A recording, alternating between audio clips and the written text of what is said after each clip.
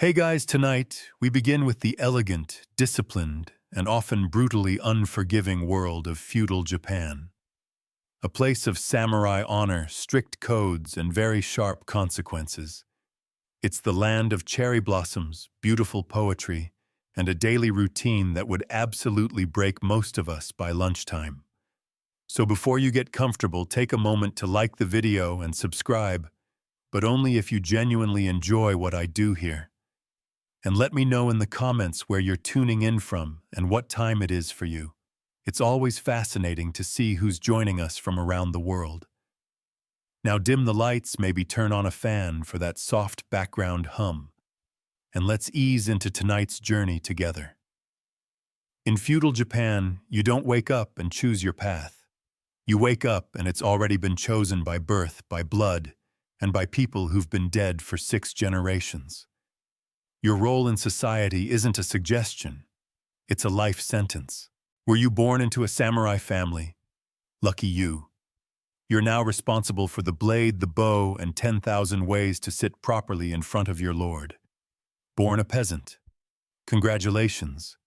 You'll be spending the next 40 years ankle-deep in mud, and your children will too forever.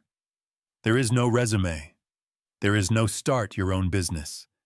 You're either a samurai peasant artisan or merchant, and once you're placed, you stay there. Trying to jump ranks isn't just frowned upon, it's punishable. You don't climb the ladder in feudal Japan, you bow to it. And we haven't even gotten to the ETA, the untouchables. These are the people who deal with death. Butchers, executioners, leather workers. Society needs them but pretends they don't exist. They're like ghosts with jobs. Important jobs, but ghosts. Even within classes, it gets worse. Let's say you're a merchant, which sounds decent, right? You've got coin. But in feudal Japan, you're near the bottom. Why? Because you make money without labor, which is considered morally shady. Yes, you're literally too efficient to be respected. Meanwhile, the peasants are taxed so hard on their rice that if they cough up too much, they starve. If they hide some to survive, that's treason. Heads roll often. Samurai, you've got honor, but you're living in constant fear of disrespecting your lord, your ancestors, your tailor, or your sword by accidentally sneezing at the wrong time. Women, you didn't even ask. But no, you're not getting out of this either. Whatever your classes, your freedom ends where your father's opinion begins. You'll marry who you're told, obey whom you must, and thank the heavens if you're allowed to learn poetry. So yes, you're born assigned a costume and a script and shoved onto the stage of society whether you want to perform or not. It's elegant, poetic, and crushingly inescapable. And that's all for you've had breakfast. You might think feudal life was all grit and grime, but Japan took cleanliness seriously, painfully seriously. In fact, it was practically a religion, which sounds lovely until you experience it in winter. You begin your day by washing not in a cozy, tiled bathroom with a warm towel and cucumber soap, but at a stone basin filled with ice-cold water, fetched from a well or stream. There's no heating. There's no negotiating. You splash your face and arms shivering as if the ancestors are punishing you for having pause. Soap only if you're rich. And even then it's made from ash or rice bran and smells like something a monk invented as a test of character. In rural areas, the local bathhouse, if you're lucky enough to have one, becomes the heart of hygiene. The communal center is heated by firewood and filled with villages. And by communal, we mean absolutely no privacy whatsoever. You bathe next to your neighbors, boss, future in-laws, and maybe your landlord completely naked in silence, pretending this isn't awkward. You scrub first, then soak. Cleanliness is sacred. Dirtying the bathwater. Social suicide. But if you're not near a bathhouse, then you wash what you can when you can. You clean your teeth with salt or a twig. Your nails are kept neat. Your clothes are regularly aired. You do this not because it's trendy, but because being unclean is seen as shameful spiritually and socially. And if you're a samurai, multiply the pressure. Your lord might inspect you head to toe at any time. Dirty fingernails, dishonor, wrinkled robe, disrespect, too much body odor during a bow, you might not get back up again. Women expected to smell like cherry blossoms and discipline. Bathing is ritualized. Skin care is practiced with military precision, and hair is maintained in elaborate styles that take hours. Also, you can work a rice mortar and still look dignified doing it. So yes, feudal Japan was clean, very clean, but it came at a price. Freezing water, endless grooming, and the constant soul-shrinking awareness that someone was definitely judging your foot hygiene.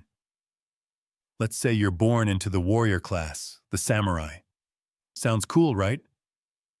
Fancy swords, silk robes, poetic sword fights under cherry blossoms. Now let's talk about the fine print. Being a samurai in feudal Japan isn't about swinging a katana and shouting for honor. It's about never ever screwing up. The entire framework of your life is governed by Bushido, the way of the warrior. A code of conduct so strict even your ancestors are nervous. You don't live for yourself. You live for your daimyo, your lord.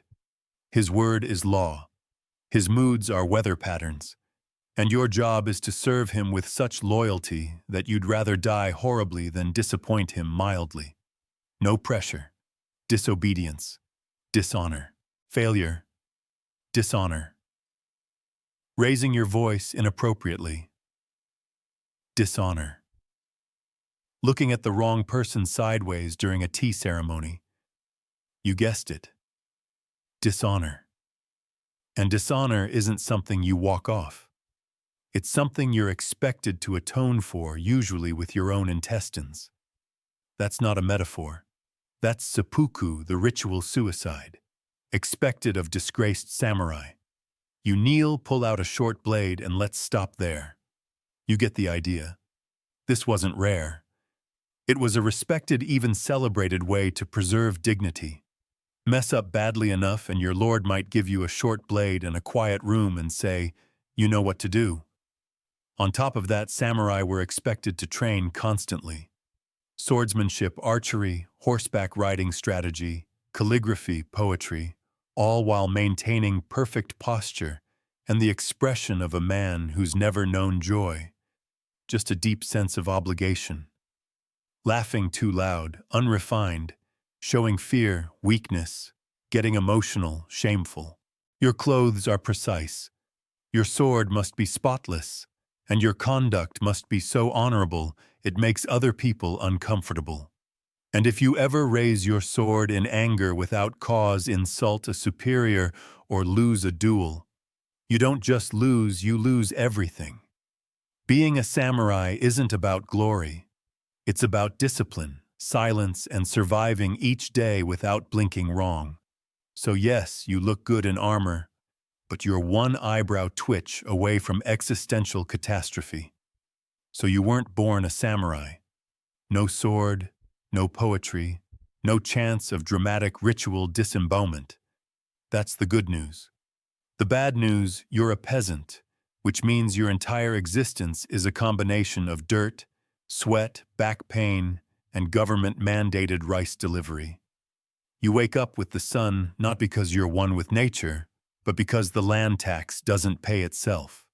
And also your thatched hut has no doors, no windows, and someone's goat just walked across your bed mat. Breakfast, if you're lucky, a bowl of rice porridge and a side of last week's pickled something. If you're unlucky, it's pretend you're not hungry with a splash of river water. Then it's off to the rice fields, which sound peaceful in travel documentaries, but are in reality mud pits designed to break your soul slowly over 12 hours. You plant, you weed, you hope a bandit raid doesn't happen today, and when the sun goes down, you limp home only to discover that one of your oxmen is missing, and the village headman would like to speak with you about your grain shortfall. Taxes are relentless. You don't get paid in coins. You pay them with rice. Your family eats what's left, which isn't much, especially if the harvest was bad, or if your lord's nephew accidentally rode a horse through your plot during a military drill. Want to complain? That's adorable. You can't. Talking back gets you whipped, exiled, or promoted to corpse. If you're really lucky, you might become a village elder, which means people still don't listen to you, but now ask for your advice right before ignoring it. And remember, you're legally not allowed to leave your village without permission. You are in effect a rice-based prisoner with seasonal ankle rot. Festivals, there are some. You get drunk on week's sake. Dance in a circle and try not to think about how planting season starts again in 4 days. So yes, you are the foundation of the economy, the reason the samurai eat, and the person everyone forgets exists. And no, you do not get a day off, because feudal Japan believes in hard work, generational suffering, and keeping expectations extremely, extremely low. You're hungry, of course you are. You've been tilling, planting, sweating, and politely not dying since sunrise. Time to eat. But in feudal Japan, meals aren't about indulgence.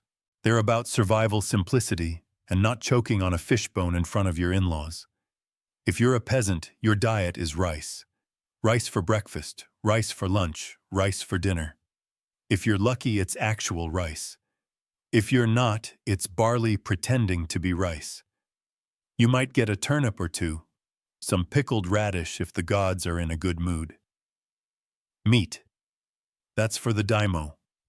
Or for that one chicken that looked at you funny and mysteriously disappeared. Fish, sometimes. But it's dried, salted, and sharp enough to file your teeth. Soup. Usually miso if you can call hot salt water with 2 floating leaves soup. It's flavorful. Yes. In the same way, seawater is hydrating. Now, if you're a samurai, you do get better food, but you also eat last after your lord, his guests, and anyone he feels like impressing. That means cold rice, cold soup, and the eternal joy of watching other people eat while pretending you're deeply honored to wait. Also, everything is seasonal. Not because it's trendy, but because there's no refrigeration, no global supply chain, and if you don't harvest it yourself, it probably doesn't exist. So when it's winter, that's just nature's way of suggesting fasting. And heaven forbid you get food poisoning. Medical care is optimistic. The local remedy is lie down and think about your ancestors. You'll either get better or become one of them. Food theft is a serious crime. Steal a bowl of rice and you're not getting a slap on the wrist. You're getting a public display of why we don't touch the daimyo's daikon. Tea.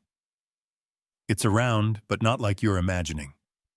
The tea ceremony is a complex performance that's more about posture etiquette and existential humility than actually quenching thirst.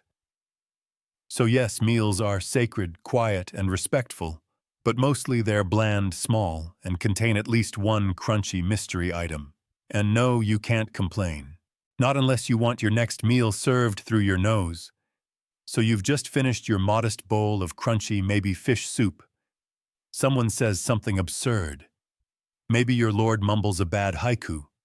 Maybe your village elder miskoob. Maybe your neighbor insists his cow can predict the weather. And for one reckless, foolish moment, you think about correcting them. Don't. In feudal Japan, your opinion is a liability. Free speech is not a concept. It's a fast track to disgrace, exile, or sudden career-ending decapitation. The social hierarchy is rigid, and every word has a weight. Speak above your class, you're being imputed. Criticize someone above you, you're insolent. Make a joke that doesn't land, that's treason adjacent. Even within families, you tread carefully. A son doesn't interrupt his father. A wife doesn't correct her husband. And no one, absolutely no one, questions the daimyo, unless they've always wanted to explore the afterlife via sword tip. Samurai are trained to speak with measured calm even when furious. A sharp tongue is worse than a dull blade. It's unbecoming.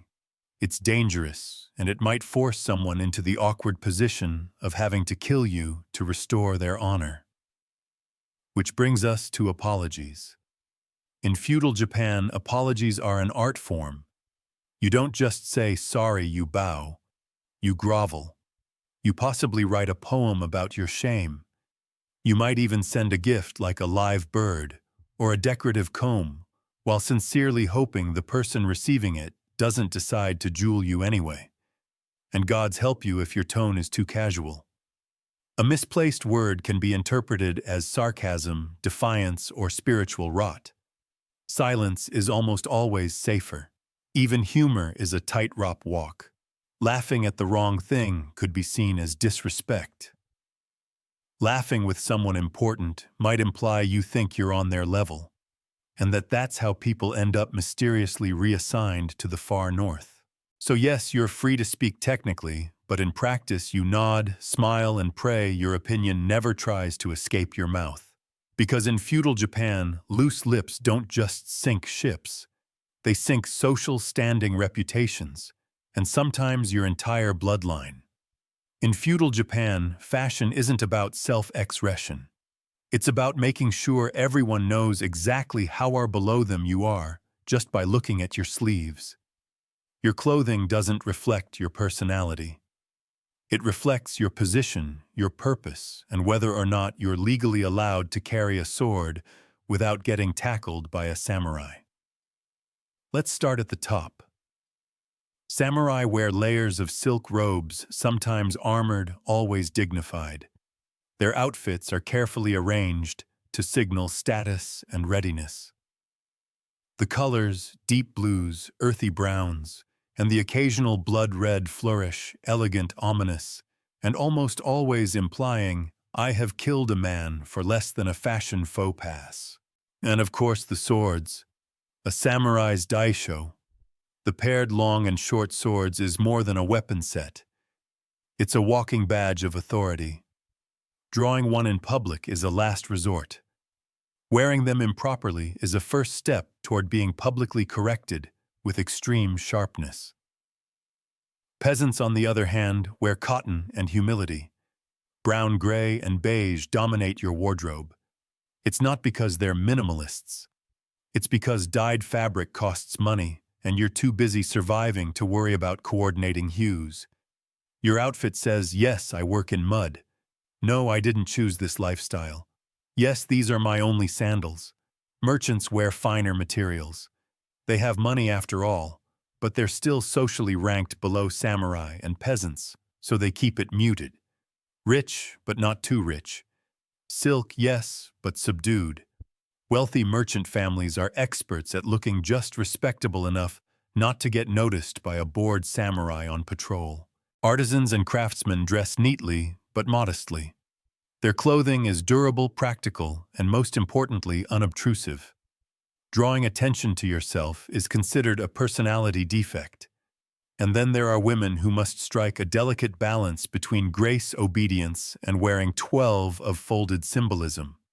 Hairstyles are coded. Kimono patterns are seasonal. And if you wear a color meant for a different festival, congratulations. You've just dishonored your entire household and possibly started a neighborhood whisper war. In short, what you wear isn't just about clothing. It's about rank, ritual, and surviving daily judgment from both heaven and your mother-in-law.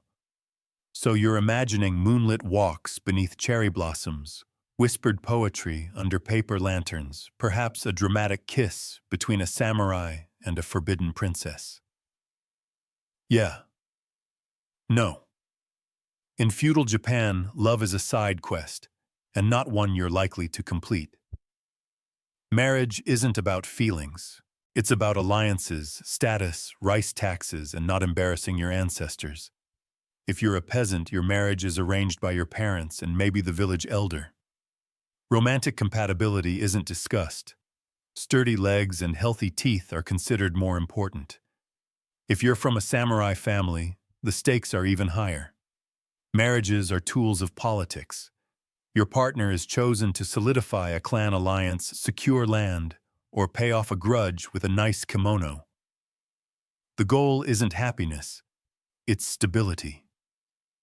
Ideally, one that doesn't collapse during harvest season. Love letters maybe, but only if they're written in perfect calligraphy using the appropriate seasonal metaphors and passed along discreetly by a maid who definitely knows too much. Women, of course, have even less say. A samurai daughter may be married off at 15, required to master calligraphy etiquette, needlework, and the fine art of never expressing disappointment out loud. Her job is to bear sons, serve tea, and absolutely never fall in love with the flute teacher. Actual romantic love, the kind with stolen glances and passionate declarations, is the domain of poets, theater plays, and tragic ghost stories. If you want to experience love in feudal Japan, you'll need to watch a no-drama about two doomed lovers who turn into mist. And if you try to step outside your assigned relationship structure, good luck. Adultery can lead to exile, disgrace, or death by sword-related disapproval. The punishment might be carried out by your spouse, your lord, or your in-laws, whoever gets there first. Even for samurai, taking a concubine was common, but that didn't make things easier. It just added more people to disappoint silently. So yes, people fell in love secretly, painfully, occasionally with the wrong person, and always at the worst possible time. Because in feudal Japan, love wasn't forbidden. It was just dangerously inconvenient. In feudal Japan, death isn't a distant concept. It's your neighbor, your coworker, your roommate, who never pays rent but is always around. You don't plan for retirement. You plan for your exit. Because death isn't a tragedy here. It's part of the script. Let's start with the samurai. These honorable warriors walk around with 2 swords and a personal death plan. If they lose a battle, seppuku insult their honor. Seppuku spill sake on the daimo's robe. Seppuku with dramatic background music. And it's not private. It's public ceremonial and performed with the same precision as a tea ceremony, but with significantly more internal bleeding.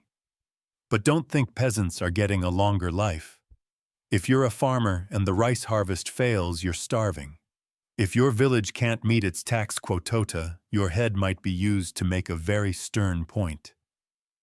Drought, plague, bandit raid. Pick your flavor of sudden demise, and good luck fighting any of it when your most advanced medicine is warm tea and a strong belief in herbal optimism. Speaking of bandits, they're real. They're everywhere. And they don't care that you spent all year growing those Dion radishes. The roads outside towns are so dangerous that people just don't travel unless absolutely necessary. The phrase, "maybe we'll visit your cousin next year," actually means, "I enjoy being alive." If you're a woman, childbirth is a dice roll. Complications, too bad. Midwives are helpful, but surgical options are mostly pray harder and boil another towel. If your husband dies in disgrace, you might be expected to follow him, not emotionally, but literally, with a dagger. And let's not forget nature itself. Earthquakes, floods, tsunamis, famines. Japan is a disaster artist. Your home could be washed away or buried at any time. And the only insurance policy is a well-tied roof and deep spiritual acceptance. But perhaps the darkest part, you're expected to accept it all calmly. Wailing in fear or fighting fate is considered undignified. A real hero bows before death, composes a poem, and meets their end like it's just another awkward dinner with your clan. So yes, feudal Japan is beautiful, but mortality is part of the decor. In modern life, you're told to follow your dreams, be your own person, and live your truth. In feudal Japan, your truth is whatever your clan tells you it is. Individualism isn't a virtue, it's a red flag. You exist not as a lone star of destiny, but as a very small branch on a very important family tree, and your job is to keep that tree from catching fire due to any embarrassing behavior like expressing opinions or falling in love with a merchant's daughter. Your clan is everything. Your identity, your reputation, your future.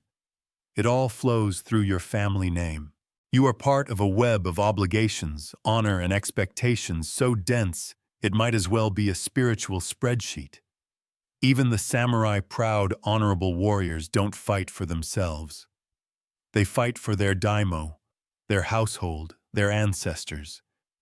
And if they die ideally, it's in a way that makes everyone above them look great. Because dying with honor is one thing, but dying in a way that slightly embarrasses your clan, that's the stuff of generational nightmares. Your actions reflect on your father. Your father's actions reflect on your grandfather. Your grandfather's actions may still be affecting how your cousin is treated in the next province over. It's not guilt by association. It's life by association. Want to open a noodle shop because you love cooking? That's adorable. Unfortunately, your clan raises horses, so you'll be brushing hooves until further notice. Express interest in painting. Excellent.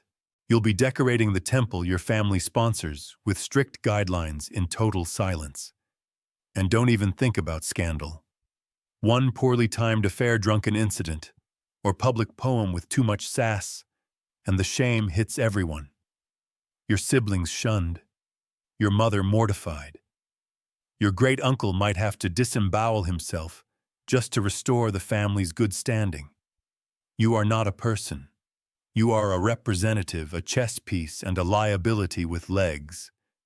But hey, if you play your role well, bow at the right times, and marry who you're told, your clan might just speak your name with something resembling pride.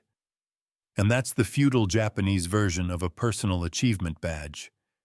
Let's say you've survived the social hierarchy, the sword jewels, the honor system, and the rice tax. Congratulations! Now try surviving the weather. Feudal Japan is a masterpiece of natural beauty. Snow-capped mountains, serene forests, blooming cherry blossoms, and an absolute nightmare of environmental chaos. The scenery is gorgeous. The climate wants you dead. Start with typhoons. Massive storms that arrive like angry gods bringing rain, wind, and the structural integrity of a rice paper wall.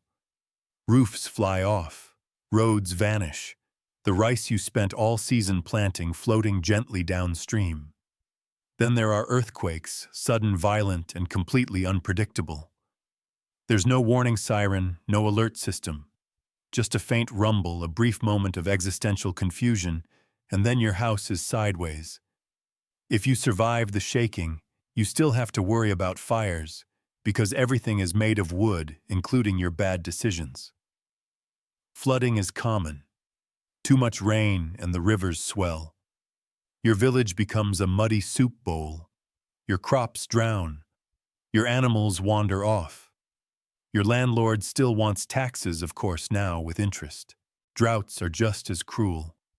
Weeks of punishing sun and no rain leave the land cracked and the rice fields dry as a monk's humor. You pray to the gods. You do rituals. You start eyeing the neighbors well with deep suspicion. And then there's winter, not a snowy wonderland, more like bone-deep, cold, thin blankets and fires that burn out by midnight. Heating isn't central. It's communal suffering. You warm your hands over a clay brazier and hope frostbite isn't fashionable this year. Even volcanoes occasionally join the party. Japan is part of the Ring of Fire. And yes, that's just as fun as it sounds. Eruptions could bury entire regions in ash lava, or the awkward realization that your shrine is now a rock garden. There's no FEMA, no national relief effort. If your house collapses, you rebuild it. If your food spoils you, go hungry. And if your lord's estate is also affected, well, you still owe taxes. Disaster, after all, is not an excuse. In feudal Japan, nature isn't a background element. It's an ever-present reminder that even the gods might be having a bad day. In feudal Japan, power flows downhill, and so do responsibilities, expectations, and blame. You think you're important. Think again. There is always someone above you. Let's say you're a peasant.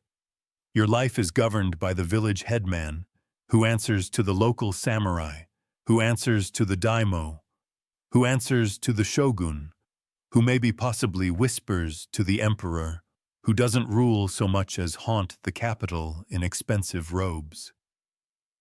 Even the samurai fierce sword carrying enforcers of justice aren't at the top.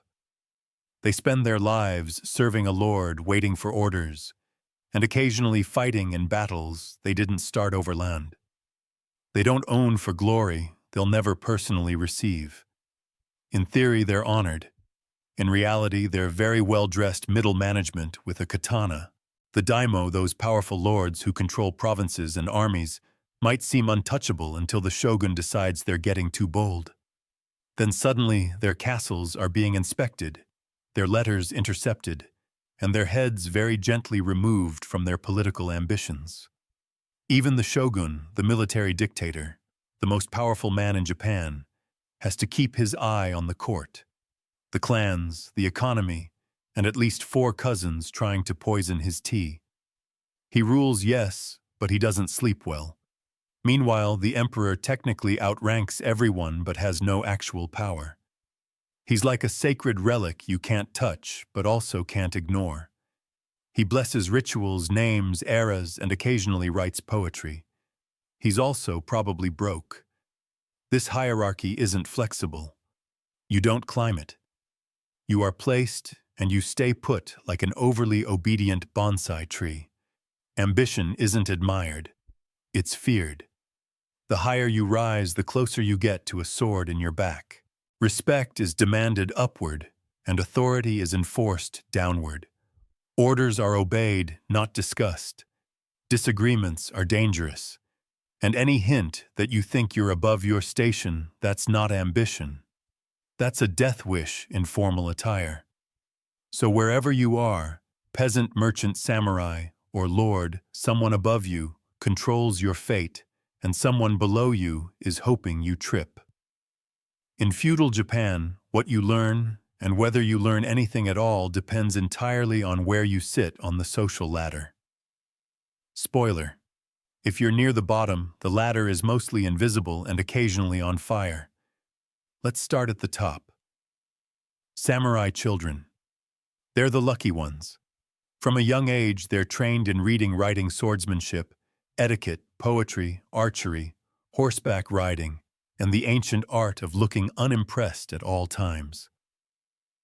A samurai boy learns how to compose a death poem by 14. You were just figuring out cursive. Their education is rigorous, but with a clear purpose to serve, protect, and not embarrass the clan.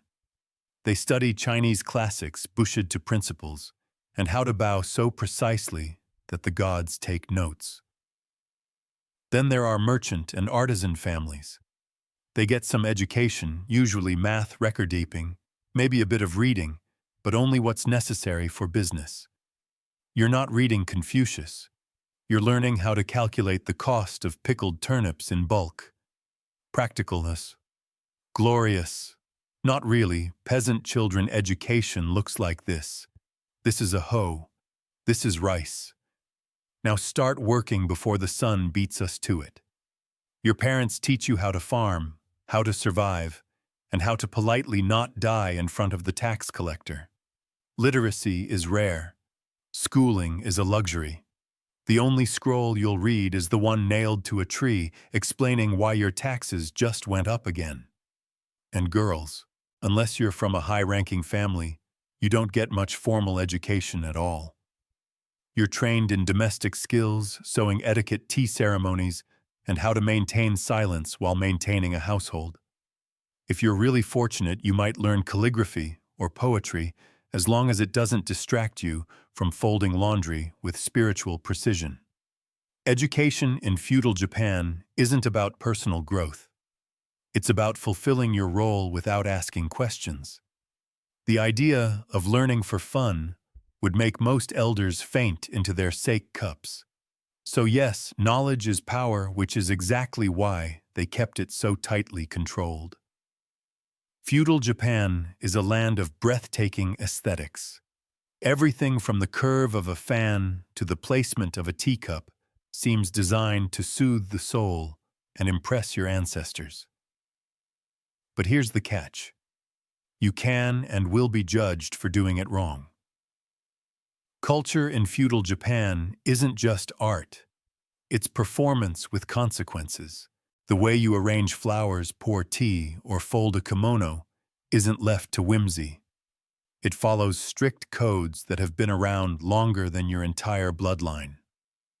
One misplaced blossom and suddenly you're the talk of the village, and not in a fun, flirty way. Take the tea ceremony, for example. It looks like a quiet, peaceful ritual. In reality, it's a social minefield. Everything is timed. Every movement is choreographed. The guest must sit just so, turn the cup twice, express humble gratitude, and drink in silence, all while mentally calculating whether they've bowed too early, too late, or too enthusiastically. Make a mistake. At best, it's awkward. At worst, it's seen as a character flaw or a moral failing passed down from your disgraceful great-granduncle. Then there's calligraphy, a beautiful form of expression. Right, wrong. It's a test of disciplined personality and the alignment of your inner spirit. That brushstroke isn't just ink. It's a reflection of your soul's posture. Messy handwriting might as well wear a sign that says emotionally unstable and bad at bowing. Even poetry is dangerous. You don't just write a haiku. You write it in the proper season on the correct type of paper, using metaphor that references both nature and your emotional landscape without getting too personal, too passionate. You lack refinement, too dry. You're spiritually cold, too clever. You're showing off, and now no one's inviting you to the moon viewing party. Culture here is a delicate game. You participate not to relax, but to prove that you are composed, refined, and deeply deathly afraid of appearing uncultured. Beauty in feudal Japan isn't effortless. It's a battlefield in silk robes. And if your cabana arrangement doesn't follow the rules, well, may the gods have mercy on your bonsai. After all, we've seen the hierarchy, the hygiene, the honor, the endless rice. Let's be honest. You wouldn't last a day in feudal Japan. Not because you're weak, not because you're soft, but because this wasn't a society designed for survival. It was one designed for submission, precision, and quiet, relentless obedience. Every moment was a test of posture, of loyalty, of whether or not you bowed at precisely the correct depth while reciting a seasonal greeting in the right emotional tone. If you failed, there were consequences. Public shame at best, ritual death at worst.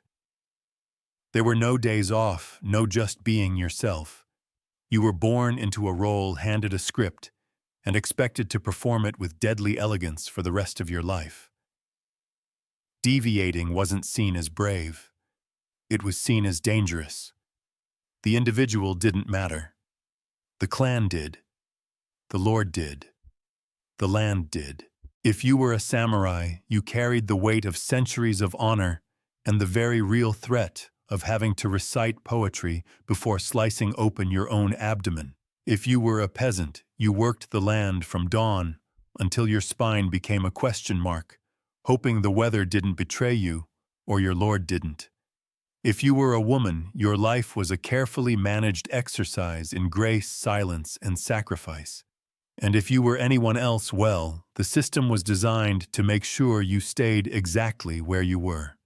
Feudal Japan was beautiful, yes, breathtakingly so. The architecture, the rituals, the poetry, the art all meticulously curated. But that beauty came with sharp edges. It required discipline so tight it could snap bones. It demanded respect so absolute it swallowed individuality whole. So no, you wouldn't last. You'd speak out of turn, or laugh too loudly, or accidentally step over a threshold with your left foot instead of your right. You'd forget to bow. You'd ask a question. You'd want to change something, and that alone would mark you as a threat to the order. But that's the brilliance and the tragedy and of feudal Japan. It wasn't made to be easy. It was made to endure.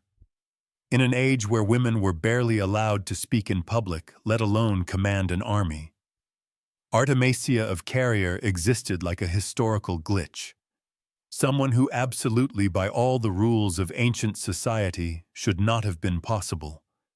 And yet, there she was, seated on a throne wearing the double burden of queen and naval commander, plotting war alongside some of the most powerful men of the ancient world. Artemisia ruled Halicarnassus, a city nestled along the southwestern coast of Asia Minor, modern-day Turkey. Technically a vassal under the sprawling Persian Empire, Halicarnassus was part of a patchwork of territories often caught in the gravitational pull of regional powers. But Artemisia didn't simply inherit a political position. She made it dangerous. She was Greek by blood, Persian by loyalty, and a woman by biology. Each identity carrying immense weight in an age dominated by iron and testosterone. Her father was likely of Carian descent, while her mother hailed from the island of Crete. Upon her husband's death, instead of stepping aside for a male successor, Artemisia claimed the reins of power. That was already an act of quiet defiance. But she didn't stop at ruling. She wanted to conquer. When Xerxes the Great launched his legendary invasion of Greece around 480 BCE, Artemisia did something no other woman of her time dared. She volunteered for war. Not to stitch bandages or offer prayers from a safe distance, but to command ships and risk death. She supplied 5 of her own vessels, sleek, fast, deadly, and led them personally into the thick of battle. And Xerxes, ruler of an empire stretching from India to Egypt, didn't just tolerate her presence. He listened to her, valued her. It was a bold move. Some would say foolish. A Greek fighting for Persia, treasonous, a woman on a warship. Unthinkable. But Artemisia knew what she was doing. She wasn't motivated by loyalty to bloodlines or empires. She was playing the game of survival and power, and she played it better than most of the men around her. In a world carved up by men with swords, Artemisia didn't ask for permission. She built her fleet, sailed into history, and dared anyone to stop her. By siding with Xerxes, Artemisia effectively declared war on her own people, the Greeks. It was a decision that raised eyebrows even before a single oar hit the water.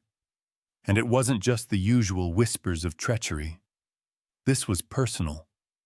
To the Greeks, she was a traitor in fine robes, a queen turned mercenary, a woman who had traded heritage for favor at a foreign king's table. But Artemisia didn't seem the least bit bothered. In fact, she doubled down. She sailed into the campaign like she belonged at the high table of Persian power. And in many ways, she did. Xerxes, famous for surrounding himself with brutal warriors and sycophants, found in Artemisia something he rarely encountered. Honesty. Blunt, piercing honesty. She told him not what he wanted to hear, but what he needed to know. In council meetings surrounded by decorated generals and satraps with bloodied boots, Artemisia spoke with clarity and strategy, and she was rarely wrong. Her advice was sharp, tactical, and often laced with warnings others were too proud to voice. Before the infamous Battle of Salamis, she urged Xerxes to avoid direct naval confrontation with the Greeks, warning that the cramped straits would nullify Persia's numerical advantage. But Xerxes, swayed by overconfidence and flattery, ignored her. That decision would come back to haunt him. Even among her Persian allies, Artemisia's presence was complicated. Many commanders resented her authority. After all, she wasn't just a woman. She was a Greek woman, one who told truth to power and led her own ships with unnerving precision. She wasn't there as a figurehead or symbolic mascot. She was there to win. And that unsettled more than a few mustachioed warlords who'd spent their lives in the business of conquest. Meanwhile, back in Greece, her name spread like a stain. Herodotus himself from Halicarnassus seemed both fascinated and baffled by her. He documented her with the mix of awe and suspicion usually reserved for mythical creatures. To some, she was Medusa in a breastplate. To others, a misunderstood genius with the audacity to think like a man, and better than most of them. Artemisia was many things: loyalist, strategist, traitor, visionary. But above all, she was a political animal who understood one hard truth: in war, identity bends. Only power remains. If there was ever a stage that tested Artemisia's brilliance and boldness, it was the Battle of Salamis. This wasn't just any battle. It was the naval showdown of the Greco-Persian Wars. The Persian fleet, massive and overconfident, squared off against a much smaller but strategically positioned Greek navy in the narrow straits near Athens. It was here that Xerxes' campaign would falter, and it was here that Artemisia would make one of the most shocking tactical moves of her career. Let's rewind slightly. Artemisia had warned Xerxes not to engage the Greeks in these narrow waters.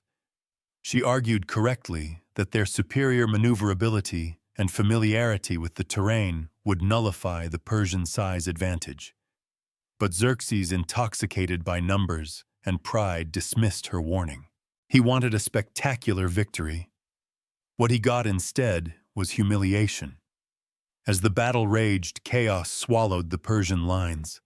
Ships collided, formations broke, and Greek tires darted like sharks between lumbering vessels.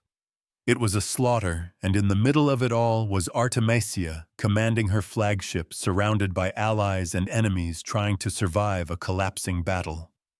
Here's where things get wild. With a Greek ship pursuing her relentlessly, Artemisia made a decision that historians still debate today. She ordered her ship to ram and sink another Persian vessel, one from an allied king, no less. The move was so unexpected that the Greeks, assuming she must be on their side, stopped chasing her. She slipped away untouched. Xerxes, watching from a hilltop, supposedly witnessed this and turned to his aides, exclaiming, "My men have become women, and my women have become men." It was perhaps the highest praise he ever gave a subordinate, especially one who had just sacrificed a friendly ship to save herself. But Artemisia's move wasn't just about survival. It was strategy, misdirection, and cold-blooded calculation wrapped into one. She read the battlefield in real time and made a split-second decision that saved her ship, her crew, and possibly her own life. It was controversial. It was brutal, but it worked. While many Persian commanders died that day or fell into disgrace, Artemisia sailed back not as a failure, but as one of the only leaders Xerxes still trusted. The Persian fleet limped back from Salamis humiliated. Ships were lost, morale shattered, and the myth of Persian naval invincibility obliterated. For many commanders, this was the beginning of the end. But for Artemisia, it was a strange kind of triumph. In the middle of a disastrous campaign, she emerged as the lone figure of competence, someone who had warned the king, acted decisively, and escaped unscathed. Xerxes took notice. Now, back on land, licking the wounds of defeat, the Persian war machine had to pivot. And in a rare moment of candid trust, Xerxes turned once again to Artemisia, not as a novelty, but as his most reliable advisor. He asked her a deeply personal question. What should he do next? Artemisia, ever blunt, told him exactly what no proud emperor wanted to hear. Retreat. She urged him to return to Persia and leave his trusted general Mardonius in charge of the remaining campaign in Greece. You've achieved what you needed. Athens has burned. Don't push your luck. That was essentially her message. And incredibly, Xerxes listened. The man who had ignored most of his war council followed the advice of a single woman. It was a moment that confirmed what others had only suspected. Artemisia wasn't just brave. She was politically lethal. She knew when to fight, when to deceive, and now when to walk away. Her power didn't come from brute force. It came from clarity, something in short supply among kings and conquerors. In the aftermath, she was entrusted with the guardianship of Xerxes' sons, an honor that spoke volumes. In ancient courts, you didn't hand your heirs to just anyone. You chose someone whose loyalty was ironclad and whose judgment could be trusted. Artemisia, a woman born on the fringes of empire, had now placed herself right at its heart. Back in Halicarnassus, she returned not as a queen uncertain of her place, but as a figure of undeniable consequence. Her legend began to take root. She wasn't just a ruler anymore. She was the woman who stood face to face with empires and didn't blink.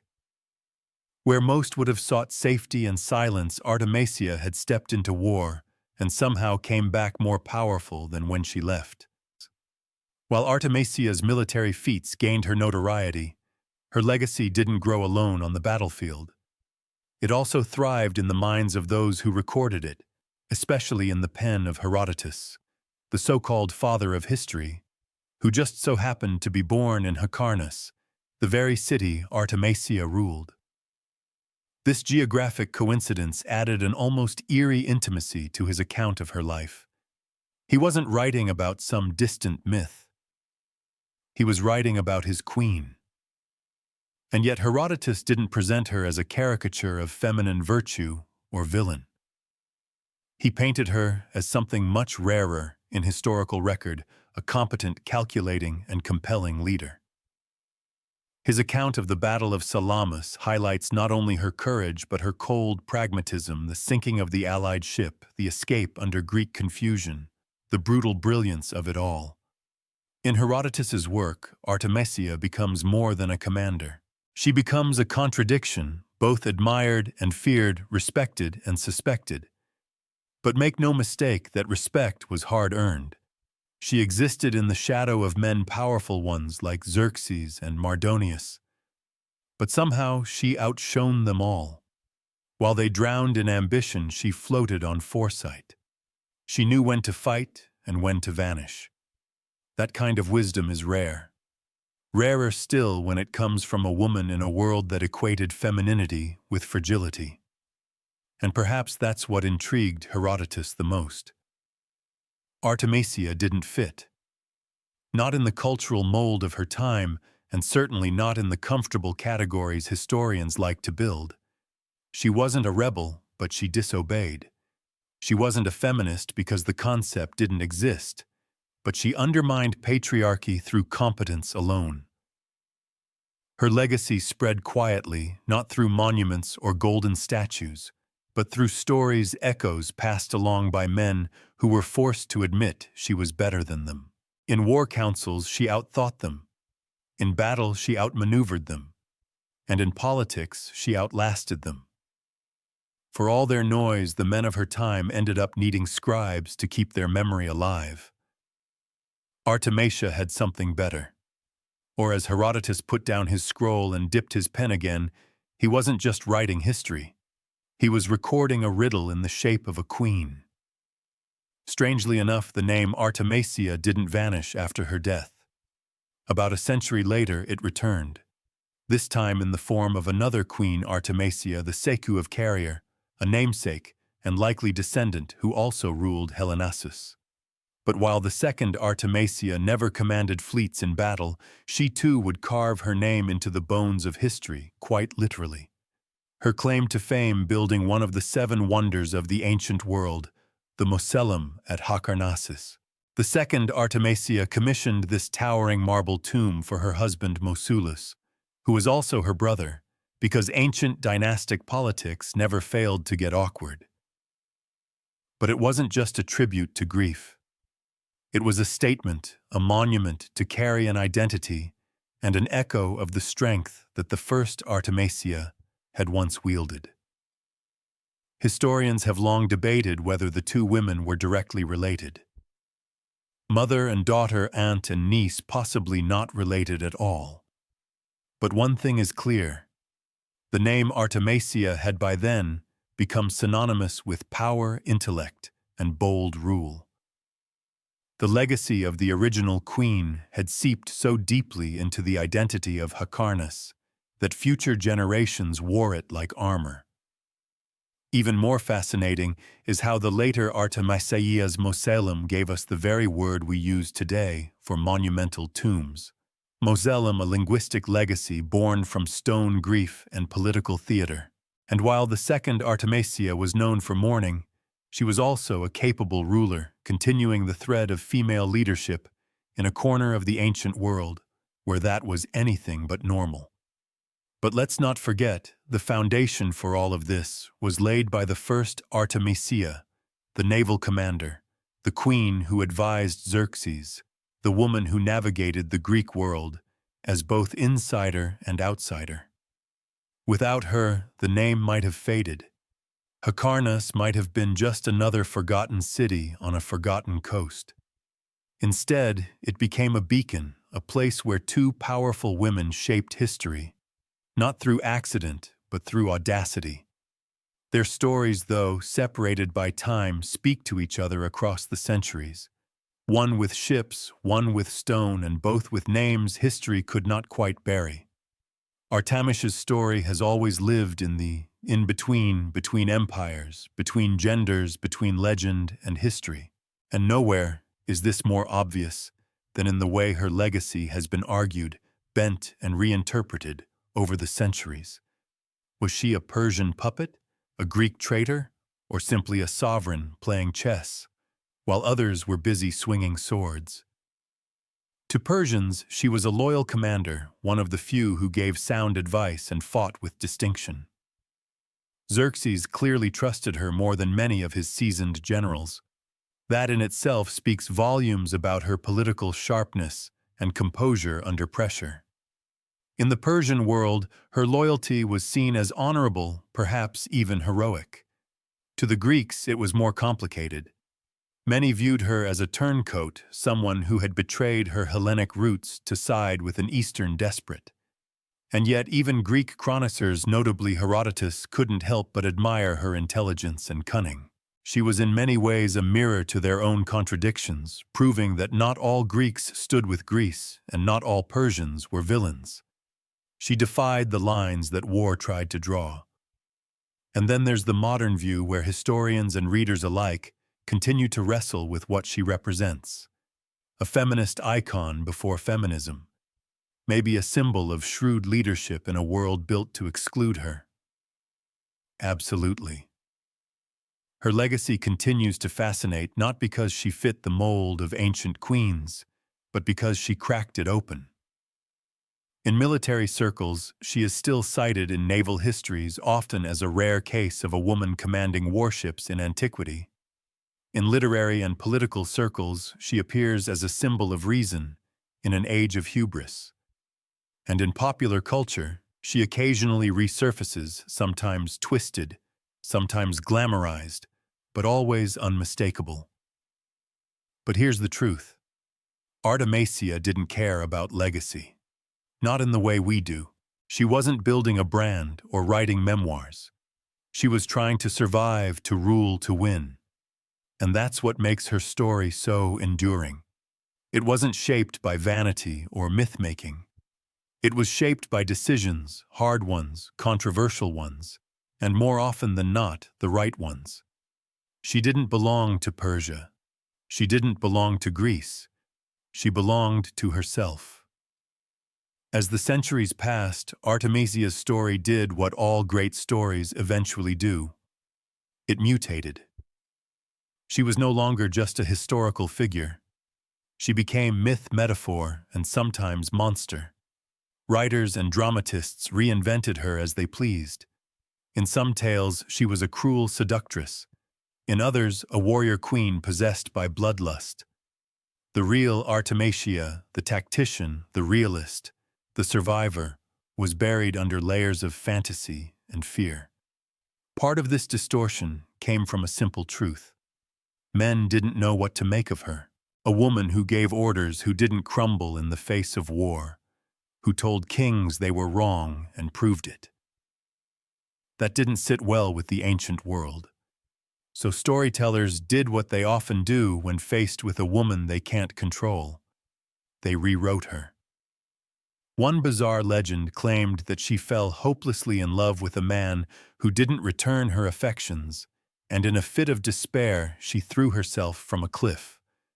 Not exactly the kind of thing a steely naval commander does, but it served the narrative of turning strength into tragedy. Another version painted her as a venomous schemer, more witch than queen. It's a pattern that repeats across history. When a woman gains power through intellect or audacity, later generations either soften her into a damsel or darken her into a villain. Artemisia got both treatments, neither of which honored the truth.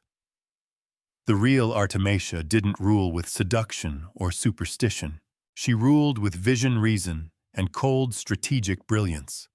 She played a man's game by her own rules and won. That, more than anything, terrified those who came after her. Because if one woman could do it, what was to stop others? Even in modern times, adaptations continue to distort her. Hollywood, for example, recast her as a vengeance-fueled femme fatale in 300 Rise of an Empire. Entertaining, sure. Accurate, absolutely not. But the fact that she still draws attention, still demands reinvention, proves one thing. Her legacy has teeth. The woman they feared didn't die. She evolved into myth, into memory, and into the long, uncomfortable question history keeps asking. What if more women had been like Artemisia? When Artemisia of Korea vanished from the records, she didn't vanish from history. She simply shifted form. Like the wake left behind a warship, her legacy rippled outward long after she sailed her final voyage. No grand tomb marks her resting place. No statues survive bearing her likeness. And yet her presence endures, etched into the bones of Hykarnes, whispered in the pages of ancient chronicles, and debated in the halls of every historian, trying to understand how she pulled off the impossible. Because Artemisia's life was exactly that impossible. She ruled when women weren't supposed to rule, fought in wars where women weren't supposed to fight, gave advice where women weren't supposed to speak. And still, somehow, she was heard. She wasn't merely tolerated. She was respected. That is perhaps her rarest achievement. Not just surviving the ancient world as a woman in power, but earning the kind of grudging admiration that made even her enemies pause. Centuries later, her name remains a paradox, simultaneously exalted and obscured. She's not the household name that Cleopatra or Joan of Arc became, but perhaps that's fitting. Artemisia didn't chase legend. She chased outcomes. She wasn't adorned with mythic beauty or tragic romance. She was a leader, a realist, a strategist. Her drama played out not in poetry, but in the silence of war rooms, in the tight quarters of a ship, and in the long stare of a king who chose to listen. Today, her story invites re-examination, not just as a tale of a woman in a man's world, but as a reminder that courage doesn't always wear a crown or raise a sword. Sometimes it sits at the edge of power, says the uncomfortable thing, and sails straight into chaos. Artemisia didn't need to be rescued. She didn't need to be rewritten. What she needed, what she still deserves, is to be remembered as she was. Sharp, dangerous, brilliant. In an empire built by men, she charted her own course across hostile seas, against cultural gravity, and through the fog of war. And as long as ships sail and history remembers those who dare to speak when silence is safer, Artemisia of Carrier will never be truly gone.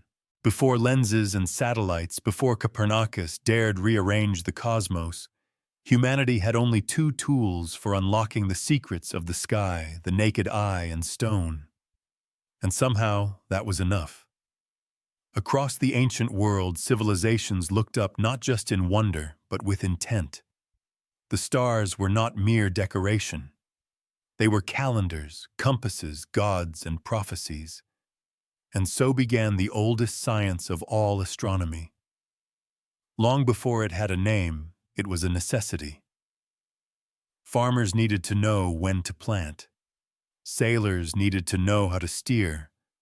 Priests needed to know when to perform the right ritual at the right celestial moment. And astronomers, often indistinguishable from priests, kings, or mathematicians, were the ones everyone relied on. But without telescopes, how did they do it? They built temples not just for worship, but for watching. Massive structures like Stonehenge in England, Nabtlir in Egypt, and the Great Pyramids of Mesoamerica weren't just tombs or altars. They were observatories carefully aligned with the movements of the sun, moon, and stars. Many were designed to capture specific light patterns on solstices and equinoxes. Sacred architecture with astronomical purpose. The great temple of Amun-Ra at Kararnach in Egypt, for example, was oriented so that the sun would rise precisely between its pylons on the summer solstice.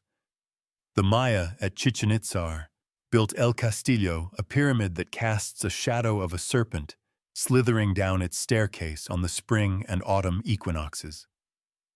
In India, vast stone instruments like the Jantar Mantar allowed astronomers to track the declination of celestial bodies with remarkable precision. These weren't accidents. These weren't crude guesses.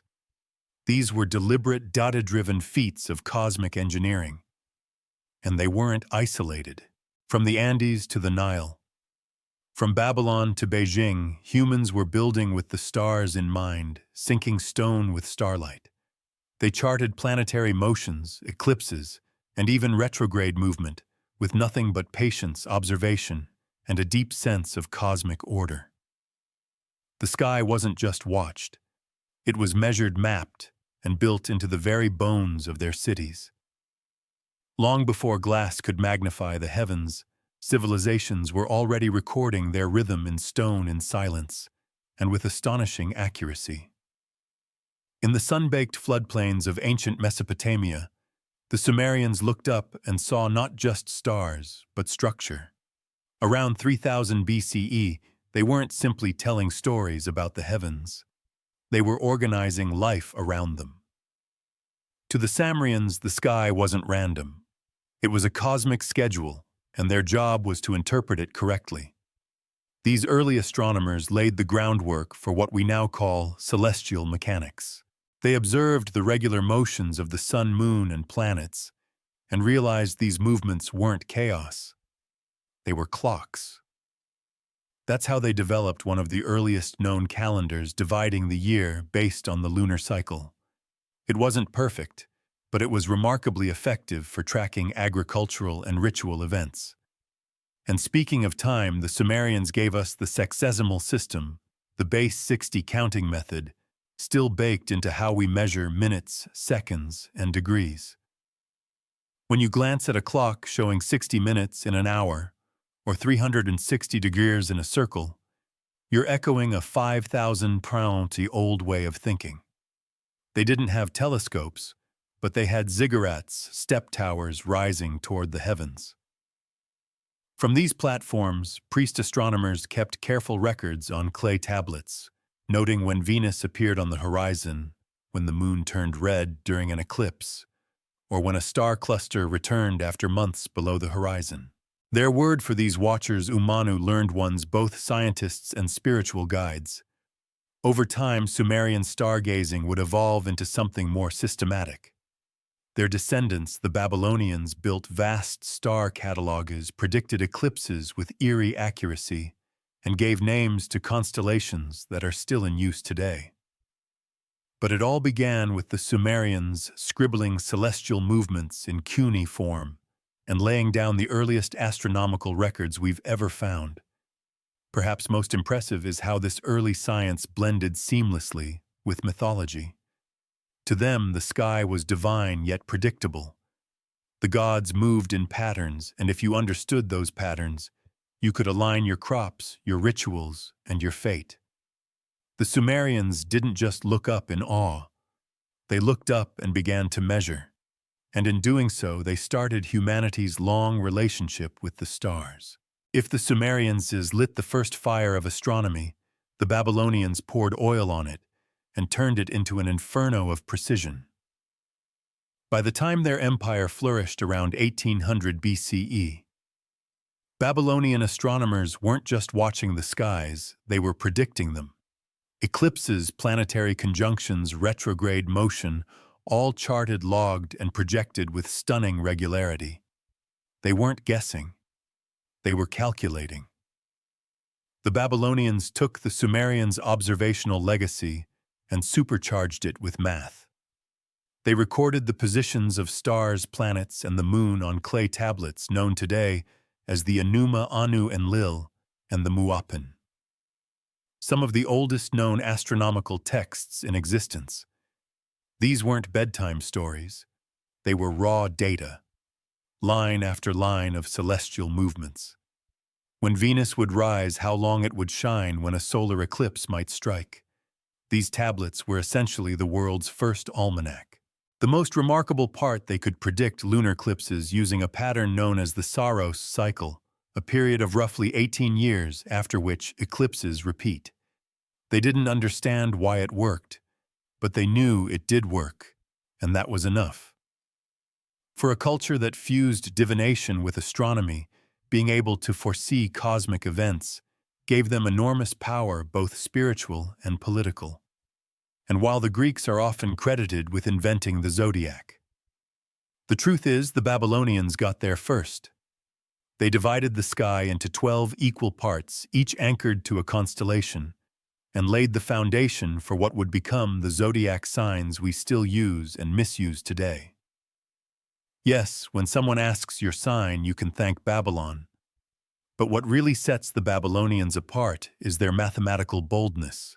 They tracked planetary motion, even retrograde paths, and used arithmetic methods to approximate celestial cycles. Not geometric models, mind you, that would come later with the Greeks, but arithmetic that worked. And for practical purposes, that was more than enough. They saw the universe as a ledger of patterns, a giant machine of repeating cycles. And their astronomers were not just mystics or priests. They were early scientists, hunched over tablets, decoding the rhythms of the cosmos in symbols and numbers. In the dark, they wrote the sky. While the Babylonians were busy predicting eclipses, the ancient Egyptians were syncing their entire civilization to the stars, quite literally. In the Nile Valley, astronomy wasn't just a curiosity. It was survival. And at the heart of it all was a single star. Sirius, the brightest light in the night sky. The Egyptians noticed something extraordinary. Each year, just before the annual flooding of the Nile, Sirius would reappear on the horizon during dawn. This event, known as the helical rising of Sirius, became the cornerstone of their calendar. That wasn't just poetic, it was vital. The Nile's floodwaters determined crop cycles, and missing that window could mean famine. So the Egyptians created a 365-day solar calendar, divided into 12 months of 30 days, plus 5 festival days. It was remarkably close to our modern calendar centuries, before Julius Caesar ever got involved. But the Egyptians didn't stop with Sirius. They tracked the sun, moon, and stars from their temples, many of which were aligned with astonishing astronomical precision. The temple of Karnak, for instance, was oriented so the sun would rise directly through its axis during the summer solstice. Other temples lined up with the rising and setting of stars, considered sacred. And then there were the pyramids. The Great Pyramid of Giza, constructed around 2560 BCE, was aligned almost perfectly with the cardinal points.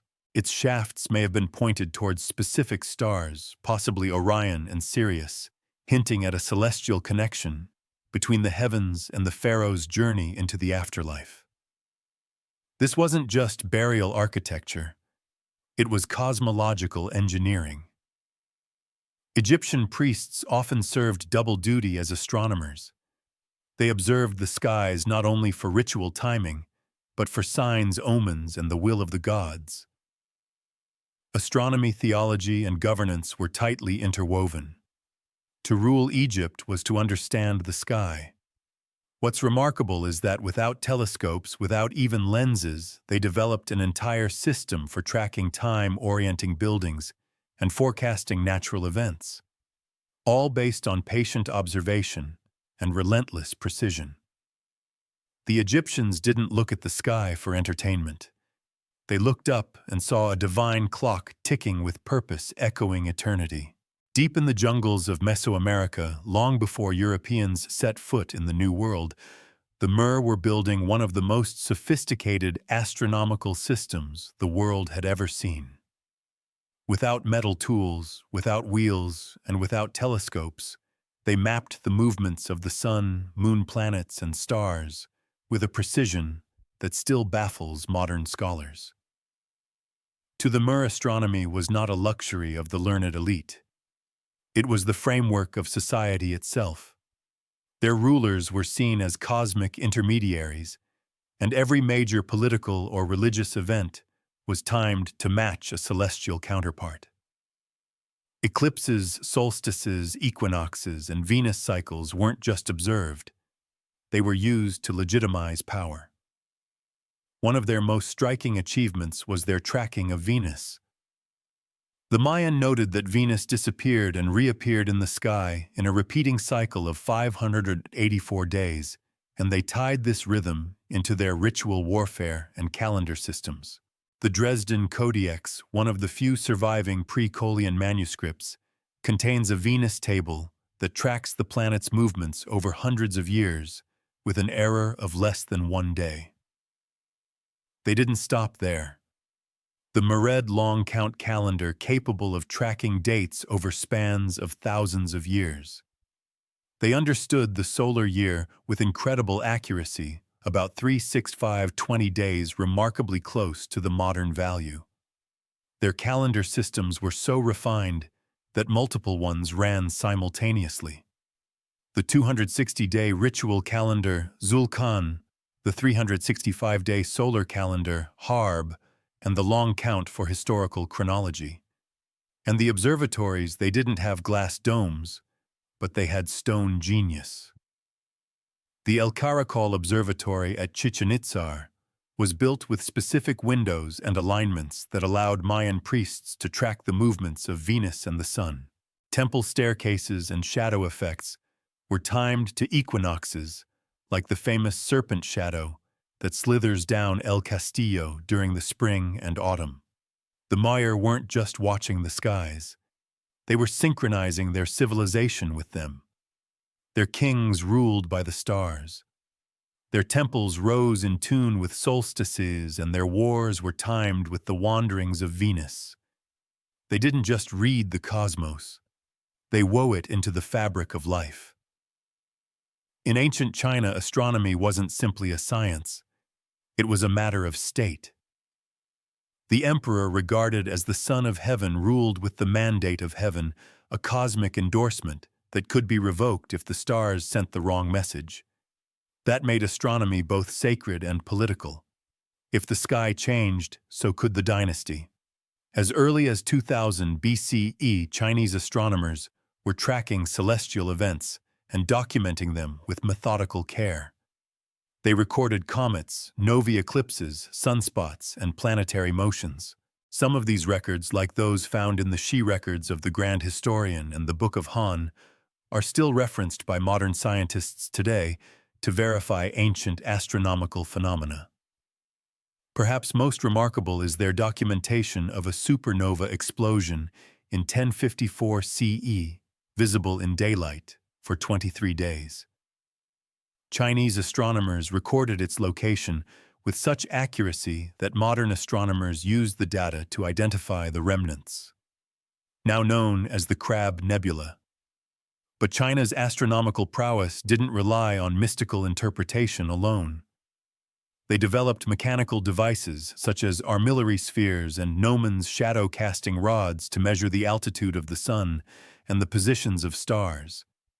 In fact, the Chinese had working watered celestial globes and astronomical clocks centuries before Europe caught up. Chinese astronomers divided the sky into 28 lunar mansions, similar in concept to Western constellations, and used them for both navigation and timekeeping.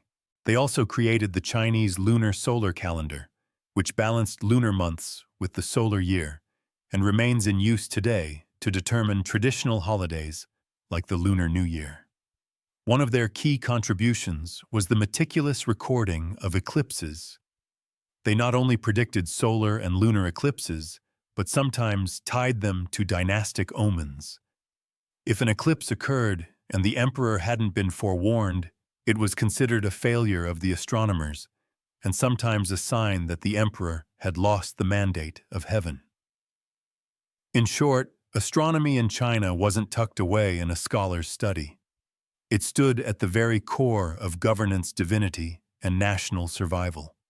The stars didn't just tell time, they told truth, and the empire listened. In ancient India, astronomy was never a separate discipline. It was interwoven with philosophy, ritual, mathematics, and metaphysics. Known as Jyotisha, the science of light, Indian astronomy began as a tool for determining auspicious timings for rituals, but evolved into one of the most mathematically advanced systems of celestial observation in the ancient world. The earliest references to celestial events appear in the Vedas, composed around 1500 BCE. These sacred texts mention the sun, moon, and planetary cycles, as well as the division of the sky into 27 nakshatras, lunar mansions, that formed the core of early Indian sky mapping. These nakshatras were tied to both mythology and calculation, forming the basis of astrological charts and calendars still used in India today. But Indian astronomy wasn't just poetic, it was shockingly precise. Ancient scholars developed models for the solar year that were more accurate than the Julian calendar introduced much later by the Romans. The Surya Siddhanta, a foundational astronomical text compiled around 500 CE, based on earlier knowledge, describes the Earth's axial tilt, the elliptical orbits of planets, and even the concept of gravity centuries before Newton. Perhaps the most revolutionary figure in Indian astronomy was Aryabhata, who in 499 CE proposed that the Earth rotates on its axis daily, a theory rarely entertained in other parts of the world at that time. He also calculated the length of the solar year at 365.358 days, just a tiny fraction off from modern values, and developed advanced trigonometric functions to assist in astronomical calculations.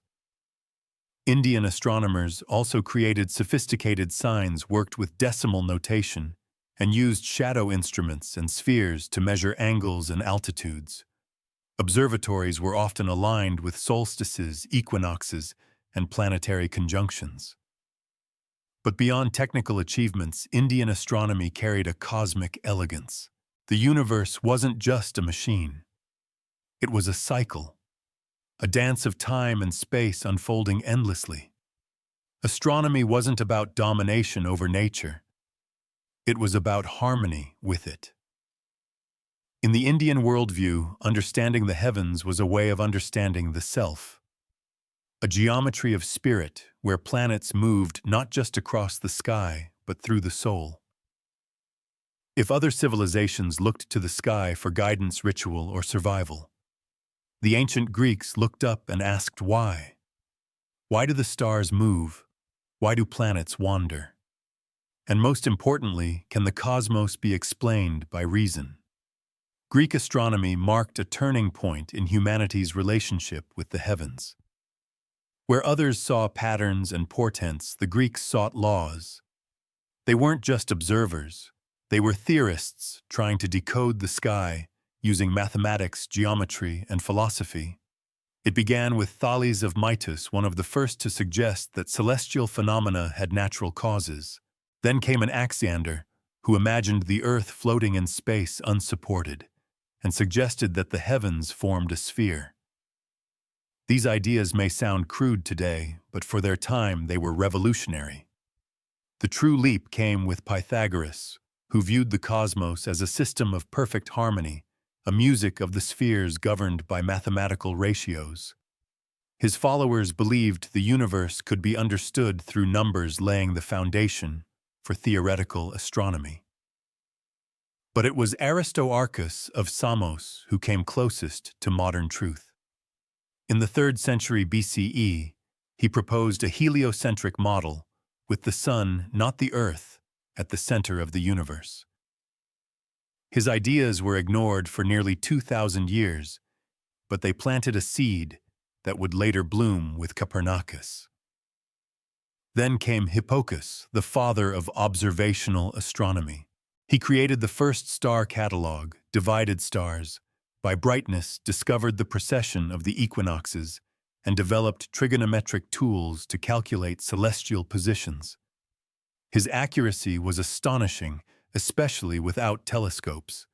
And finally, there was Claudius Ptolemy, whose Almagest became the authoritative astronomical text for over a millennium.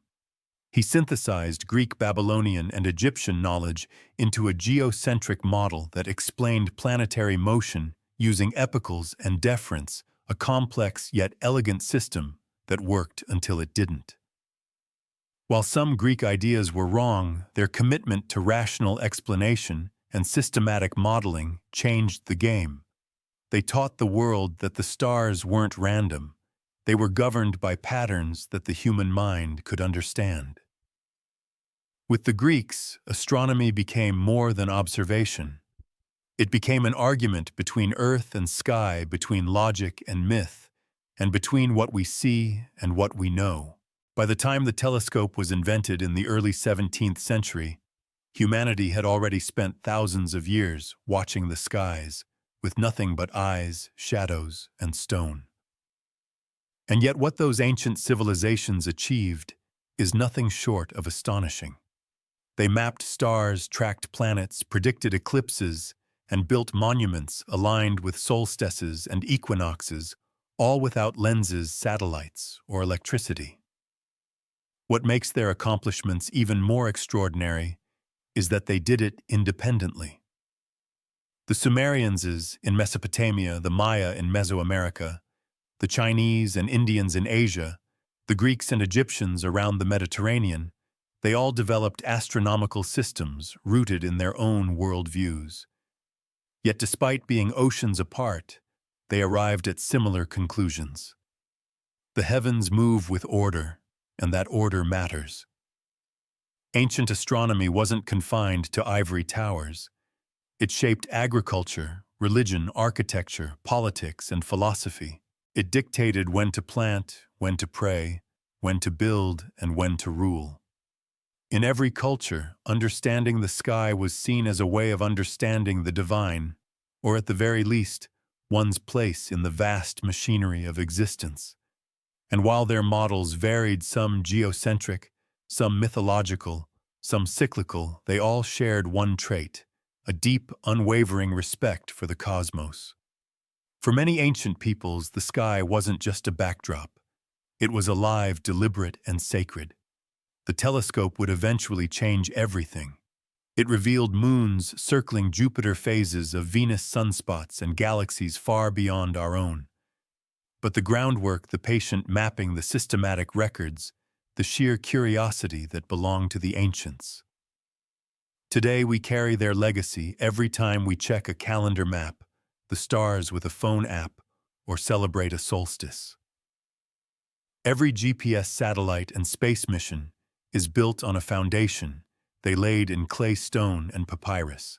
They didn't know about black holes or cosmic microwave backgrounds, but they asked the right questions.